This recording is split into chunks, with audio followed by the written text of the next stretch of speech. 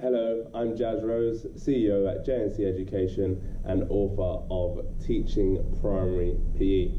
One of my favourite acronyms in this book is the B.E.L.I.F technique, which is a technique which helps the children to improve their shooting skills in basketball. What does the B.E.L.I.F acronym stand for? B.E.L.I.F, balance, eye, line, index, extend, and follow through. Now let's break that down and talk you through each of those points individually. Balance, knees shoulder width apart, slightly bent. E is for eye on the target. L is for line, elbow in line with the knee. So we don't want children out here, we don't want them in here, we want it in line. I is for index, the index finger should go at the center of the ball. E is for extend, and F is for follow through. Okay, so let's talk about what each of those mean and how it works in a practical context. So if we've got our balance, we've got our eye on the target, we've got our line, elbow in line with the knee, we've got the index finger center of the ball, we're extending, and then we're following through. And we often refer to that technique as dipping the hand in the cookie jar. So we go up, and then we dip the hand in the cookie jar, and that helps us to give the ball rotation and spin.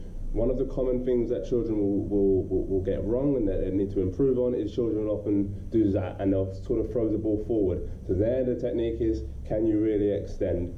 And we talk about the lessons being active and engaging, and we always talk about making sure that lessons are active and engaging.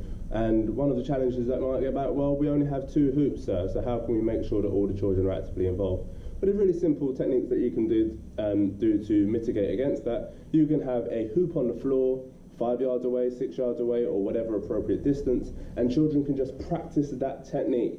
And then what you can say to them is the ball has to reach a certain height and then come back down and land in the hoop in order for you to give yourself a point. So all the children can be working at the same time, and then you can go around, and that gives you as a teacher the opportunity to go around and give individual feedback. So one of the pupils might not have their balance quite right. So you can say, what do we do with our knees? How's our balance?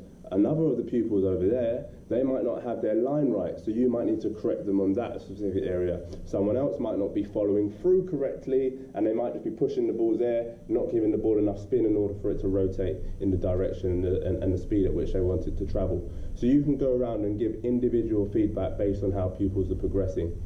And another way you can do it is you can do it in pairs so that pupils can give pair feedback. So you might want to start as individual skill, throwing it into a hoop or into a 4 square, a little square or 4 cones that they have to get the ball to landing. And then you can set your differentiations in terms of distances. You can do a little jog up to like a jog from a green cone to a red cone, and then they've got to set themselves and throw, because we all know that shooting from a static position is a little bit easier than shooting from a moving position. And then as they progress through your learning phases and through the lessons as they get better and better, you can then introduce semi-challenge and competitive elements to it as well. So that's the B.E.L.I.F technique. I hope you found it extremely helpful.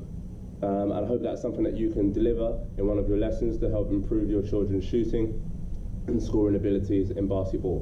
One of the things to remember is to make sure that the children focus on technique as opposed to speed, or as opposed to just scoring as many baskets as they can. Because actually, if they're scoring as many baskets as they can, but they're not using the correct technique, that can be harmful and that can hinder their progress in future time to come. So I hope you found that useful. Have a fantastic day. I'm Jazz Rose, CEO at J&C Education and author of Teaching Primary PE.